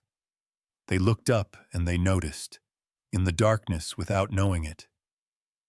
They became the first scientists. Quietly, faithfully, they wrote their questions in the sky. And thanks to them, we now have the tools to look deeper, not just into space, but into our own origins. In 1803, something unprecedented happened. A young republic barely 3 decades old bought a landmass so vast it doubled its territory overnight. The Louisiana Purchase wasn't just a real estate deal, it was a geopolitical thunderclap. With the stroke of a pen, the United States acquired more than 828,000 square miles of land from France, stretching from the Mississippi River to the Rocky Mountains. 13 future states would eventually rise from this vast, fertile terrain. And the price, a cool $15 million, roughly 4 cents an acre. But what makes this even more extraordinary is that no one, not even the Americans, saw it coming. At the time, President Thomas Jefferson had one goal: to secure access to the Mississippi River and the crucial port city of New Orleans. The young nation was heavily dependent on river trade. Farmers in the Ohio Valley needed to float their goods south, and whoever controlled New Orleans held the keys to economic survival. Jefferson authorized diplomats to offer France up to $10 million just for New Orleans and some nearby lands. That's it. But when those diplomats arrived, they were blindsided. The French had a counteroffer. Not just New Orleans, the entire Louisiana territory. Why, France under Napoleon Bonaparte was shifting its priorities. Napoleon had dreams of a grand North American empire, but the Haitian Revolution had crushed French ambitions in the Caribbean. Disease, rebellion, and mounting tensions with Britain made holding on to Louisiana more trouble than it was worth. Napoleon needed money for war, not swamps and prairie. Faced with an unexpected opportunity, the American negotiators said yes quickly, even before they could get full approval from Jefferson.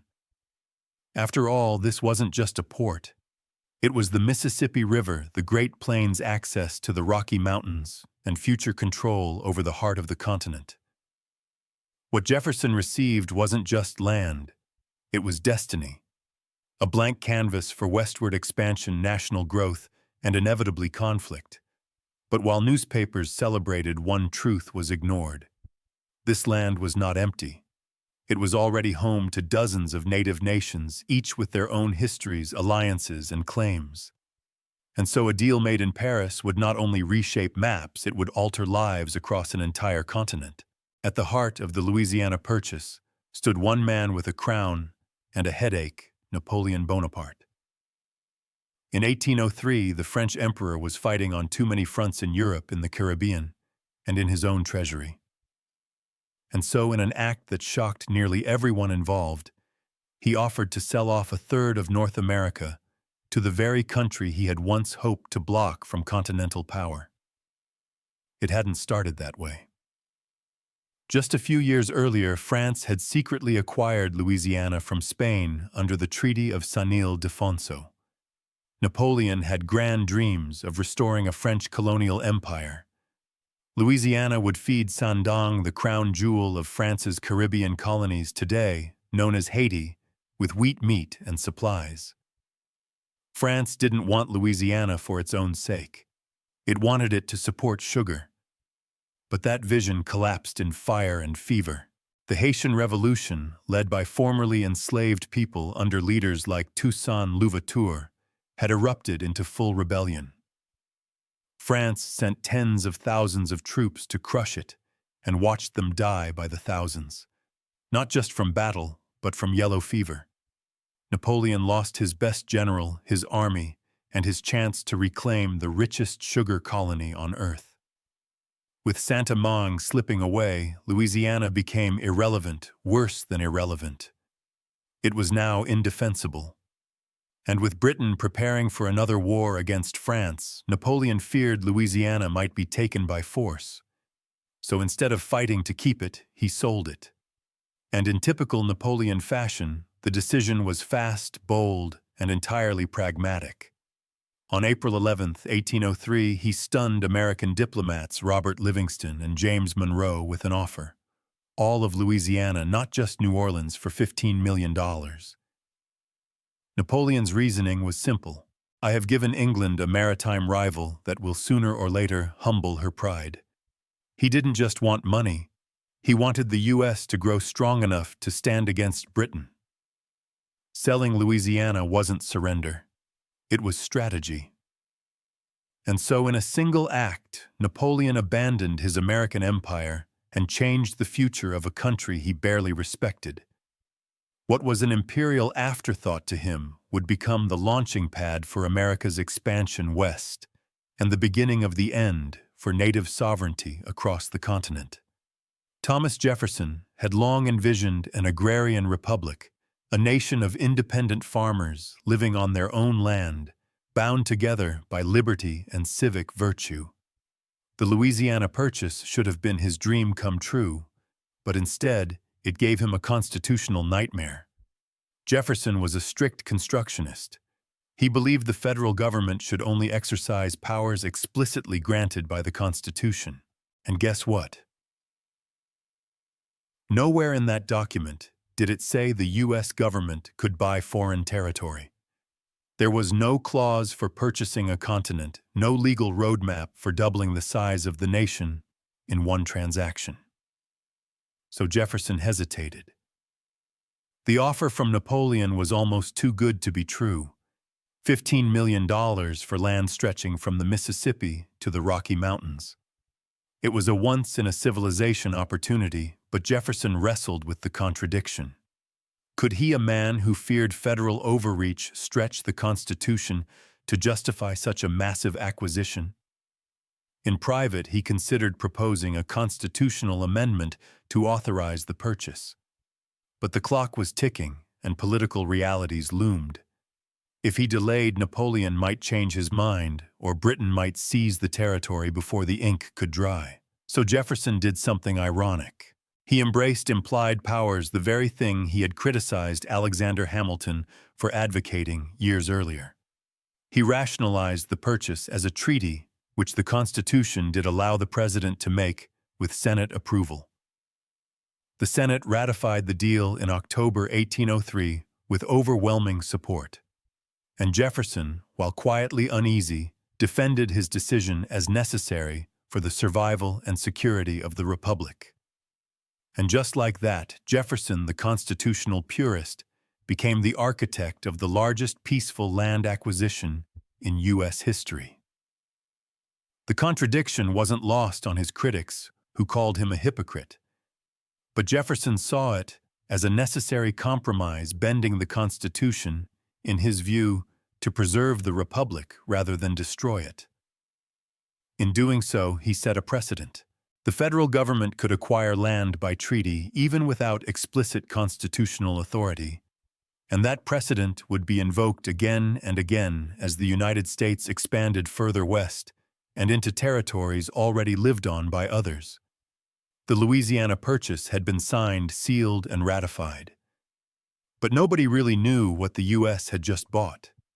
The land was vast, sparsely mapped, and filled with unknown rivers, mountains, species, and people.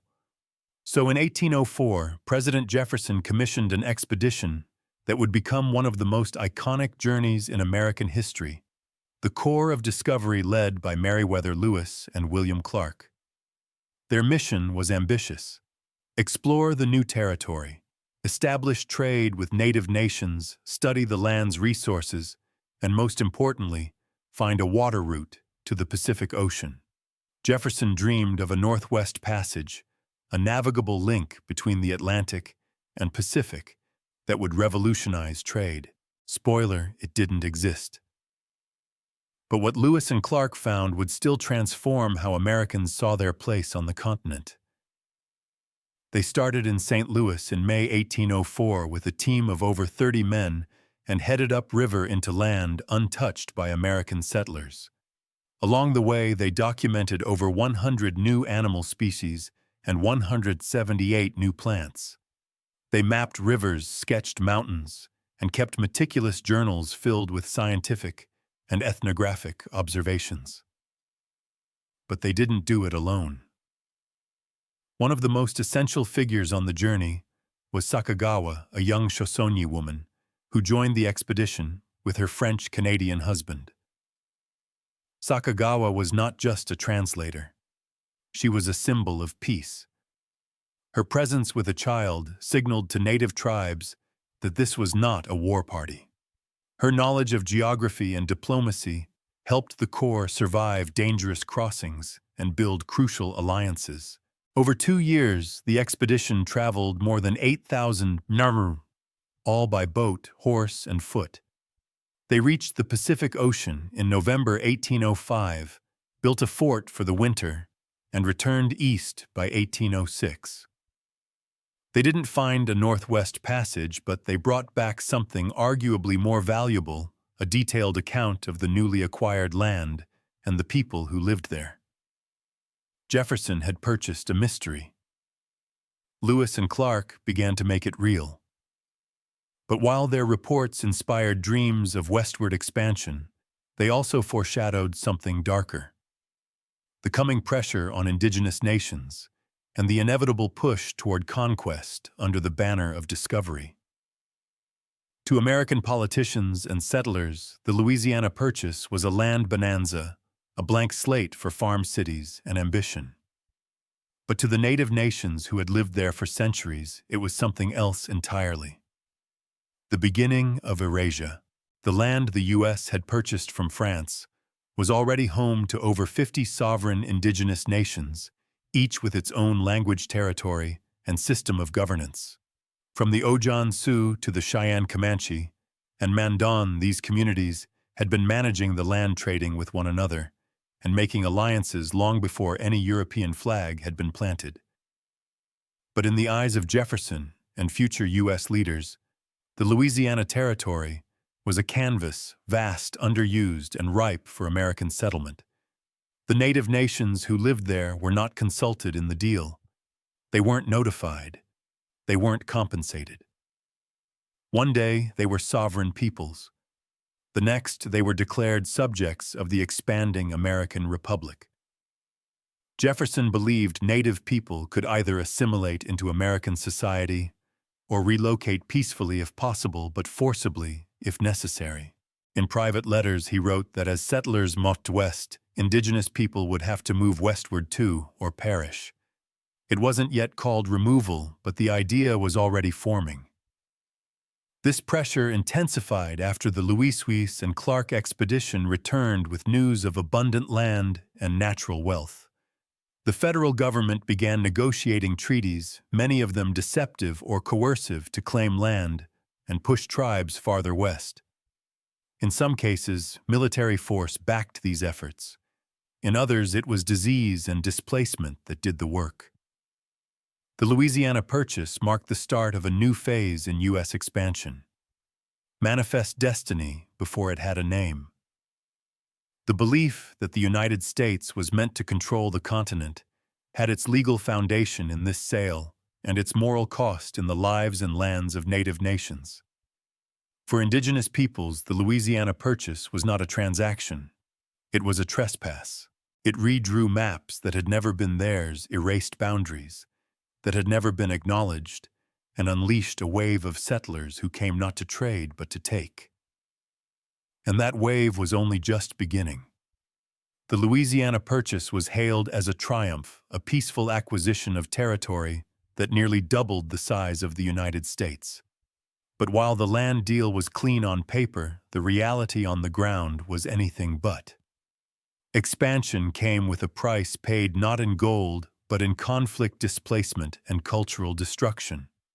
With the new territory secured, American settlers began flooding westward.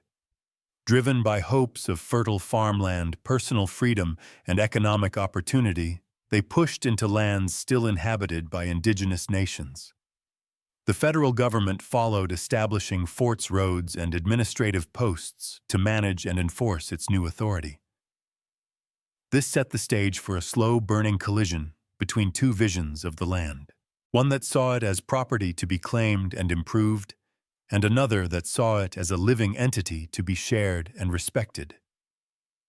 Unsurprisingly, conflict erupted. Skirmishes turned into wars. Treaties were signed, then broken. And slowly, the frontier line moved further west, pushed by the force of rifles, railroads, and relentless ambition. But it wasn't just indigenous nations who paid a price. The Louisiana Territory also intensified a moral crisis that would eventually fracture the nation's slavery. Southern leaders immediately saw the vast new lands as an opportunity to expand plantation agriculture. Cotton and sugar thrived in the southern parts of the territory, and enslaved labor was seen as essential to making it profitable. This raised an explosive question. Would slavery be allowed in the new territories? The answer would haunt Congress for decades. It led to the Missouri Compromise sectional tensions and eventually the Civil War. The Louisiana Purchase didn't just stretch America's borders, it stretched its political fabric to the breaking point. And there were environmental consequences, too. The rivers were dammed, the plains plowed, the buffalo nearly wiped out. The transformation was rapid and irreversible. What had once been a landscape shaped by fire herds and indigenous stewardship became a patchwork of farms, fences, and industrial extraction. In seizing the land, the United States also inherited the burden of what it had done, a legacy that still echoes in debates over land rights, tribal sovereignty, and reparations. The land may have been purchased, but the real cost is still being paid. Once the ink dried on the Louisiana Purchase, a new question emerged. How exactly do you govern a territory so vast it defied imagination? The land stretched over what would become all or part of 15 modern U.S. states, from Louisiana to Montana, and from the Dakotas to Colorado. But in 1803, it was an undefined wilderness full of possibilities, but with few roads, no towns, and countless competing claims. The first step was surveying, mapping out borders, rivers, mountains, and eventually property lines. Expeditions like those led by Lewis and Clark Zebulon Pike and others laid the groundwork. Cartographers, land speculators, and military engineers followed drawing maps that would slowly become county lines, reservations, and state borders. What had been an open and interconnected indigenous world was now being chopped into rectangles. Congress passed laws to organize the territory, first as military districts, then as organized territories, each with governors appointed by the federal government. These new administrative units followed the pattern established by the Northwest Ordinance. Once a territory had enough settlers, it could apply for statehood, but not all borders were drawn with logic or justice. Take the creation of Missouri in 1821, the first state carved from the Purchase. Its admission triggered national uproar because Missouri wanted to allow slavery. The resulting Missouri Compromise drew an imaginary line across the Purchase. Slavery would be allowed south of it, banned to the north. That single line would haunt American politics for decades, as each new state status threatened to tip the balance between North and South. Meanwhile, white settlers poured into the new territories, often ahead of the law. They claimed land through preemption squatting and increasingly through federally sponsored land grants. Native peoples, even those with existing treaties, found their land suddenly reclassified, first as territory, then as open land, then as someone else's farm. And while maps were being filled in, they were also erasing.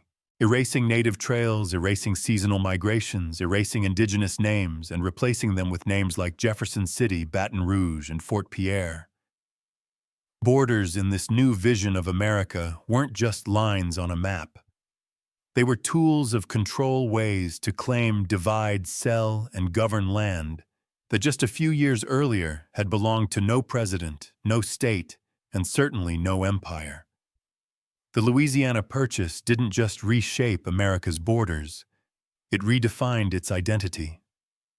With one diplomatic stroke, the United States went from a coastal republic hugging the Atlantic to a continental power stretching toward the unknown.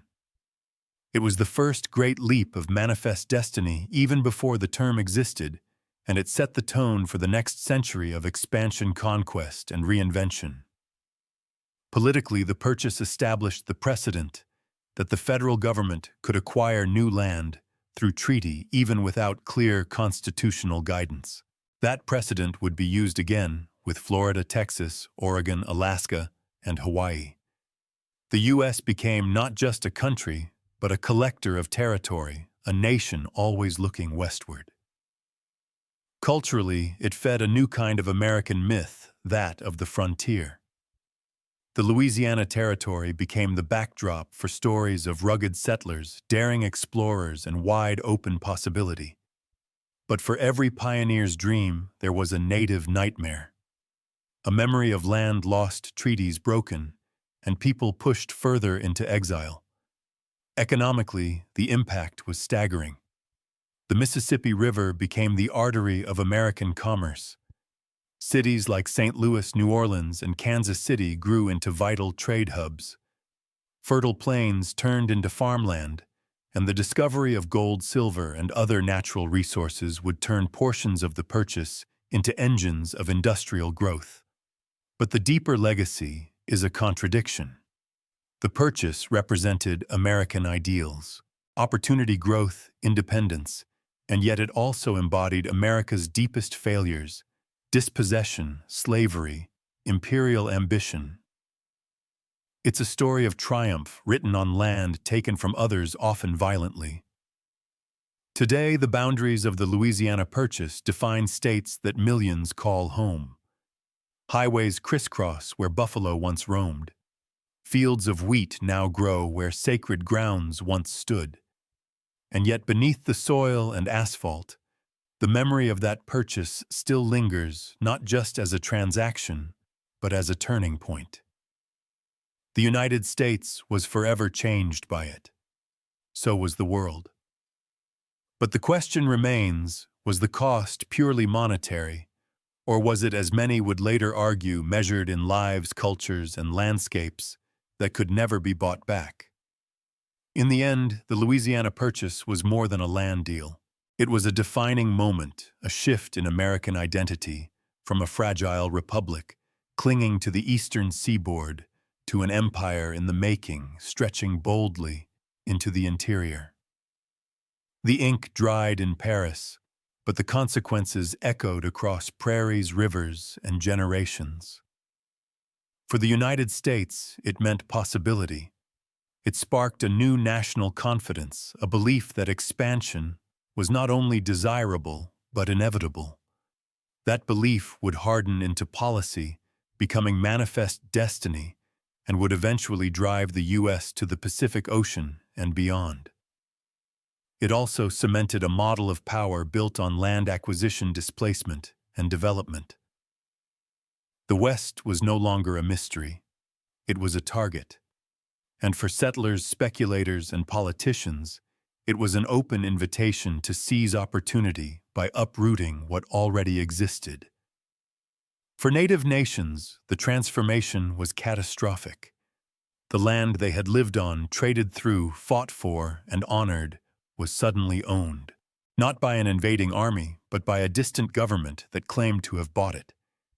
There were no negotiations, no consent, just a line on a map and a new set of rules.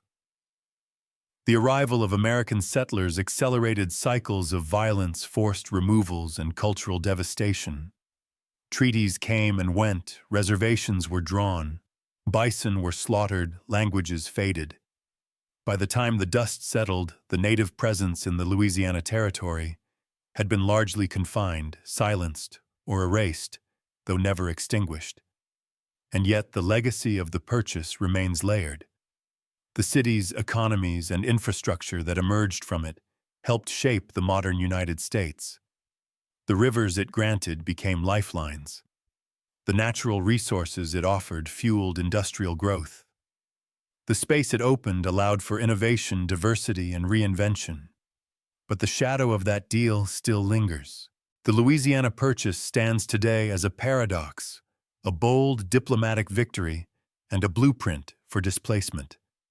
It's a story of growth and grief, of ambition and amnesia.